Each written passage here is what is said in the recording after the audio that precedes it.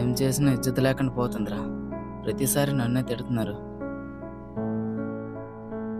ఎరా తమ్ముడు కోపంగా వెళ్తున్నావు, ఇలారా. ఏం చెప్పాలన్నా, ఇంట్లో చిరాకు దుబ్బిస్తున్నారు. ఏం చేసినా నా మీద కోపం చూపిస్తున్నారు. రారా తమ్ముడు కూర్చో. నీ మీద అంత కోపం చూపిస్తున్నారంటే నీ మీద ఎంతో ప్రేమ ఉందని అర్థం రా. అబ్బో, బాగా చెప్పవా అన్నా. జీవితాన్ని చదివేసావేంటి? అయినా మా మధ్యతరగతి బతుకుల గురించి నీకేం తెలుసా అన్నా?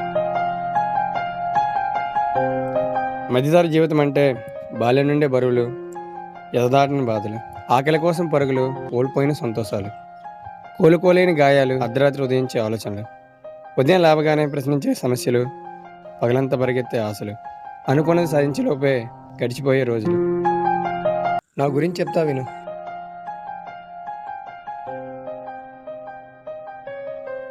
అరే శ్రీను, అరే ఏరా పిలుస్తుంది పలకుండా వెళ్ళిపోతున్నా. ఏదో ఆలోచిస్తూ వెళ్తున్నారా? ఏం లేదురా, మన డిగ్రీ కంప్లీట్ అయ్యి చాలా డేస్ అవుతుంది కదా. ఏం చేస్తున్నావు ఇప్పుడు? ఏం చేయట్లేదురా, ఖాళీగానే ఉన్నా. మరి నువ్వు? మా నాన్నకున్న ఇన్ఫ్లుయెన్స్ యూజ్ చేసుకుని ఒక కంపెనీలో కెమిస్ట్రీగా జాయిన్ అయ్యానురా. అలాగే ఓపెన్ పీజీ కూడా చేస్తున్నాను. నువ్వు ఏదో ఇంటర్వ్యూకి వెళ్ళొచ్చుగా. వెళ్ళానురా. ఏమైంది? అక్కడ కొన్ని క్వశ్చన్స్ అడిగాడు రా. చెప్పావా? ఒకప్పుడు డిగ్రీ అంటే చదివేవాడి జ్ఞానం ఇచ్చింది. మరి ఇప్పుడు కేవలం మీ పేరు తప్ప ఇంకేం ఇవ్వలేదు.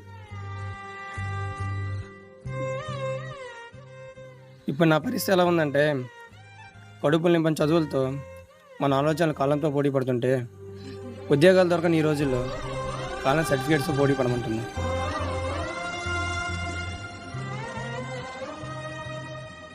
పాతికేళ్ళు కష్టపడి చదివిన చదువు కనీసం 25,000 జీతం కూడా ఇవ్వలేకపోతుందిరా. ఏం చేస్తాం? ఓకేరా, డ్యూటీ టైం అవుతుంది, వెళ్తున్నాను. సరేరా.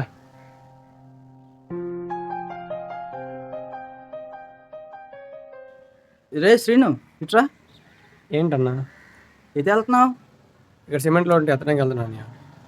ఏంట్రా, రోజు ఏదో పని చేస్తూనే ఉంటావా? ఈరోజు ఆదివారం కదా, కొంచెం రెస్ట్ తీసుకో. కష్టానికి అలవాటు పడ్డ ప్రాణం కదన్నా. ఆదివారం కూడా 2 రోజులు గడిచిపోతుంది. ఏం చేస్తాంరా, మన మధ్యతరగతి పరిస్థితి అంతే. బ్రతకడం కోసం అప్పులు చేయడం, అప్పులు తీర్చడం కోసం బ్రతకడం. ఏంటో జీవితం అంటే ఏంటో తెలిసేలోపే సగం జీవితం గడిచిపోతుందిరా. ఓకే వెళ్ళు, నీ పనికి ఏదో అవుతుంది. అరే శ్రీను, ఇలారా. ఏంట్రా ఎప్పుడు చూసినా ఒక్కడే ఉంటావు, ఒక్కడే వెళ్తావు. నీకంటూ బెస్ట్ ఫ్రెండ్స్ ఎవరు లేరా? నేను ఒంటరిగా ఉండేది ఎవరు లేక, ఎవరితో ఉండాలని లేక. ఎరా ఏదో గొప్పగా సాధిస్తూ ఉన్నావు కదా, ఏమైంది ఇప్పుడు? ఏదో చేయాలని ధైర్యం, చేస్తే నమ్మకం వాళ్ళు ఏమైపోతారని భయం. ఆశయాలకు దూరంగా, అవసరాల దగ్గరగా చేసింది నా మధ్యధర జీవితం. ఏమైందిరా అలా మాట్లాడుతున్నా? ప్రతిరోజు నిద్రపోవాలంటే ఏం చేయాల్సి వస్తుంది. పొద్దంతా అవసరాలు తీద్దాం, రాత్రి అయితే ఆలోచనలు తీద్దాం. అవసరాలు కడుపు నుండి తిండి తినేవు, ఆలోచనలు కన్నా నిద్రపోనివు. ఇంకెలా ఉంటుంది చెప్పు?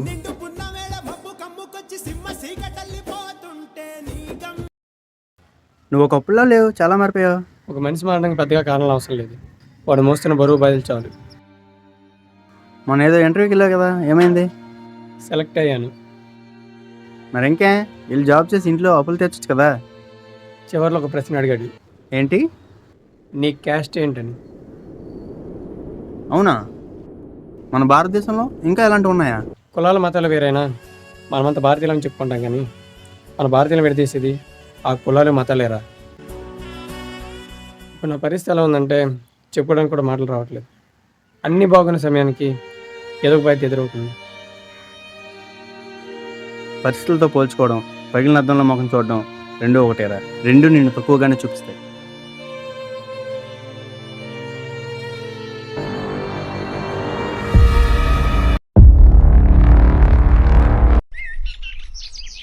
ఏరా శ్రీను, ఎలా ఉన్నావు? బాగానే ఉన్నా. లేదన్నా, అబద్ధం చెప్తున్నాడు. అబద్ధం చెప్తున్నావా? ఏమైందిరా? నా జీవితంలో ఎక్కువసార్లు మాట్లాడే అబద్ధం. బాగున్నాను, బాగానే ఉన్నాను. మంచిదే. మరి ఇప్పుడేమైనా చేస్తున్నావా, ఖాళీయా? డిగ్రీ అయిపోయింది. ఓహో, ఖాళీయా? ఏదైనా పని చేసుకోరా. సంపాదన లేని మగాడికి, సంతానం లేని ఆడదానికి ఈ రోజుల్లో విలువ ఉండదురా, విలువ ఇవ్వర్రా. ఏరా రాజు, నువ్వేమైనా చేస్తున్నావా? కంపెనీలో ఎన్ఎంఆర్కి చేస్తానన్నా, ఈరోజు వీక్ ఆఫ్. చిన్నప్పుడే మీ అమ్మ చనిపోయింది. నీ బాబు మాత్రం నేను చదివించి గొప్పవాడిని చేస్తాం అనుకున్నాడు. నువ్వు మాత్రం ఇలానే ఉండిపోయావు. ఏరా రాజు, నీ జీతం నీకు సరిపోతుందా? లేదన్నా, చాలటం లేదు. నేను చేస్తుంది కూడా నాకు ఇష్టం లేదు. మరి ఇంకెందుకు, మానేయొచ్చు కదరా. ఇష్టం లేకుండా ఏం చేస్తావు? ఏదైనా వ్యాపారం పెట్టుకో, నేను వడ్డీకి డబ్బులు ఇస్తా. ఇష్టం లేకుండా చేసే బాధ్యతల్లో ఉద్యోగం మొదటిది. ఇష్టమున్నా చేయలేని వాటిలో వ్యాపారం చివరిది. అరే శ్రీను, మీ నాన్న నీకు ఏమి ఇచ్చాడంటే ఏమని చెప్తావు? అంటే ఇప్పుడు మా నాన్న నాకు ఎన్నో కోట్లు ఇచ్చాడు, నేను జీవితాంతం బతికేయొచ్చు, నా పిల్లలు కూడా బతికేస్తారు. మీ నాన్న నీకేమి ఇచ్చాడు? మీ తాత మీ నాన్నకి ఇచ్చాడు, మీ నాన్న నీకు ఇచ్చాడు, మా నాన్న కూడా నాకు ఇచ్చాడు. ఏది చూపించు, ఏమిచ్చాడు? మీ నాన్న నీకు ఇచ్చిన 1000 కోట్ల ఆస్తితో పోల్చుకునేంత ప్రేమ మా నాన్న నాకు ఇచ్చాడు.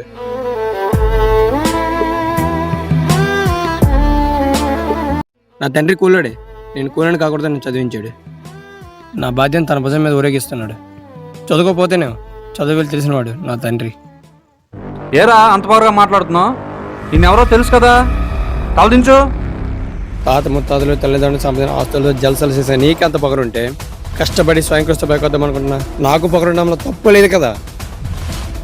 ఈ గాజుకి విలువ లేదు, మీ జీవితాలకి విలువ లేవు, కానీ పెద్ద పెద్ద మాటలు మాట్లాడతారు. గాజులు విలువలేనివి కావు, వాడిని తొడుక్కున్న వాళ్ళు చేతకాని వాళ్ళు కాదు. ఎందుకంటావా, నిన్ను మేసుకున్న మగాడికి చేసింది ఆ గాజులు వేసుకొని చేతులే. మీలాంటి వాళ్ళతో మాట్లాడడం నాకు బుద్ధి లేదు. చీ. అవునరా, నువ్వు చేసే జాబ్ నీకు ఇష్టం లేదన్నా, మరి ఎందుకు చేస్తున్నావు? ఏం చేయమంటావురా, డబ్బులు సంపాదించాలి. డబ్బుల కోసం ఇష్టం లేని పని ఎంతకాలం చేస్తావు? ఏం చెప్పను, జీతం కోసం తాకట్టు పెట్టిన జీవితాలు మనవి. కొత్తగా జరిగేదేముంది? నెల తర్వాత వచ్చే జీతం కోసం, వారం చివరి వచ్చే ఆదివారం కోసం ఎదురు చూడటం తప్ప. అవునులే, నా పరిస్థితి మరీ దారుణంగా ఉంది. ఏమైందిరా? ఏం చెప్పమంటావురా, మదిలో చెప్పులేని బాధలు, గదిలో ఏడ్చే రోజులు, కంచంలో ఉడని మెతుకులు, మంచంలో రాని కునుకులు, తెల్లవారితే మొదలయ్యే సమస్యలు. ఏం చెయ్యాలో తెలియట్లేదు, ఏం చేస్తున్నానో అర్థం కావట్లేదు. సమాధానం దొరకని నిశ్శబ్దం గాయ నొప్పి కంటే ఎక్కువ బాధనిస్తుంది. ఆ బరువును బాధను మోసేవాడికి తప్ప సూసైడ్కి ఎప్పటికీ అర్థం కాదు.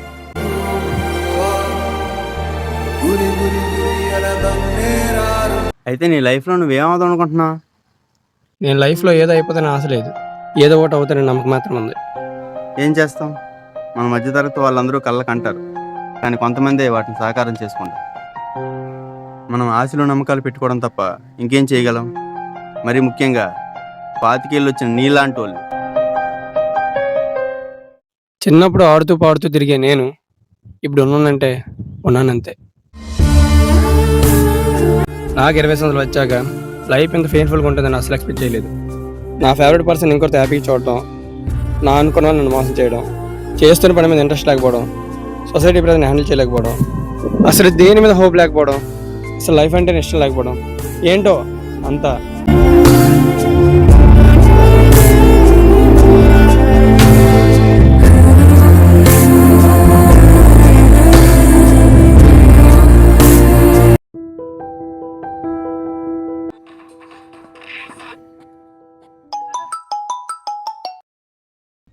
హలో, ఎవరు? నేనా? నేనెవరో నీకు తెలియదు కానీ నువ్వెవరో మాత్రం నాకు తెలుసు. మీరెవరో తెలియనప్పుడు మీరెవరైనా మాట్లాడాలి. నేనా? నేను నీ డ్రీమ్ గర్ల్ అనుకో. డ్రీమ్ గర్లా?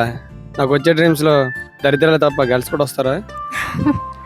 నిజమే, నేను నీ డ్రీమ్ గర్ల్ని. ఎందుకు కాల్ చేశారు మీరు? I love you. ప్రాంక్ చేస్తున్నారు కదా? లేదు, నిజంగానే ప్రేమిస్తున్నాను. నేనెవరో మీకు తెలుసా? నువ్వెవరో నాకు తెలుసు. ప్రేమించడానికి మంచి మనసు ఉంటే చాలు, కోట్ల ఆస్తి అవసరం లేదు. నిజమే, నువ్వెంతగా ప్రేమిస్తున్నావో నీ మాటలు అర్థమవుతుంది. ప్రేమించడానికి నీ దగ్గర ఎంత ప్రేమ ఉన్నా ఆ ప్రేమను చూపించడానికి మాత్రం పైసలే కావాలి. 3 ముళ్ళు వేయడం తేలిక, కానీ 3 పూట్ల అన్నం పెట్టడమే చాలా కష్టం. అయితే ఇప్పుడు ఏం చేద్దామంటావు? ఏం చెప్తాను చెప్పు. ఒక డ్రీమ్ గర్ల్లా పరిచయం అయ్యావు. ఇప్పుడు జరిగింది ఒక డ్రీమ్గానే ఉంది. ఈ అనుభవాన్ని ఒక డ్రీమ్గా మర్చిపోదాం. నేను చాలా ప్రేమించాను. ఒక్కసారి నా ఫోటో చూడొచ్చు కదా? ప్రేమ అనేది ఫోటోని చూసో డబ్బుని చూసో పుట్టేది కాదు, అది మనసుకు సంబంధించింది. జతగా నీతో నడిచే అదృష్టం నాకు లేదేమో, కానీ జీవితాంతం నిన్ను ప్రేమించే ప్రేమ నాలో ఉంది. నీ ప్రేమను మిస్ అయినా చాలా బాధగా ఉంది, కానీ ఇదే కరెక్ట్ డేషన్ అనిపిస్తుంది. Thank you and bye. మరెప్పుడు కాల్ చేయను.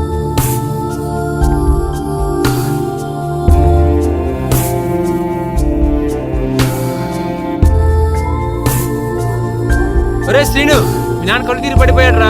ఎంతసేపు లేవటం లేదు, వేగంగా వెళ్ళు.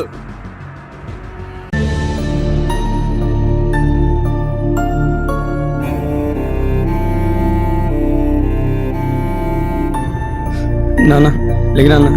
నాన్న ఏమైంది నాన్న? లేగిరా అన్న. నాన్న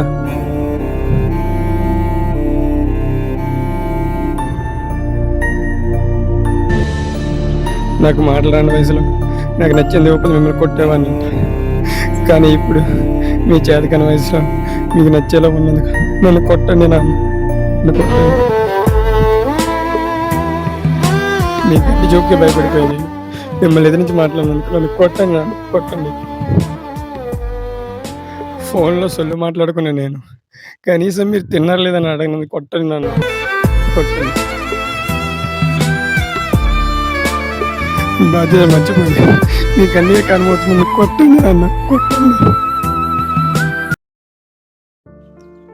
అన్నా, మీ నాన్నకి ఇప్పుడు ఎలా ఉంది? మా నాన్న చనిపోయారు తమ్ముడు. అయితే నువ్వు ఇప్పుడు ఒంటరిగానే ఉంటున్నావా? చూడు తమ్ముడు, మన మిత్రతలు ఎప్పుడు ఒంటరి కాదు, మనకి ఎప్పుడు బాధలు బాధ్యతలు తోడుగా ఉంటాయి. అవునన్నా. చూడు తమ్ముడు, నీకు ఒకటి చెప్తా గుర్తుపెట్టుకో. తల్లి ప్రేమ, తండ్రి కోపం, అమ్మ ఒడి, నాన్న భుజం, ఇవి మనకు ఖచ్చితంగా దొరికేస్తాయి. వాళ్ళు ఉండగా వాళ్ళ విలువ మనకు తెలియదు, వాళ్ళు పోయినాక తెలిసిన ఉపయోగం లేదు. నీ జీవితంలో బాధలు కష్టాలు ఎన్నో పడ్డావు. భూదేవుకున్నంత ఊరుకుందని. భూదేవి కూడా ఈ రోజుల్లో మాట్లాడితే, నేటి రోజుల్లో పాతికెళ్ళిన ఒక మగాడు తన దగ్గర మింగుకునే బాధలు బాధలతో కన్నీళ్ళ బరువుతో పోలిస్తే నేను మోసే బరువు ఎంత అనుకుంటున్నాను.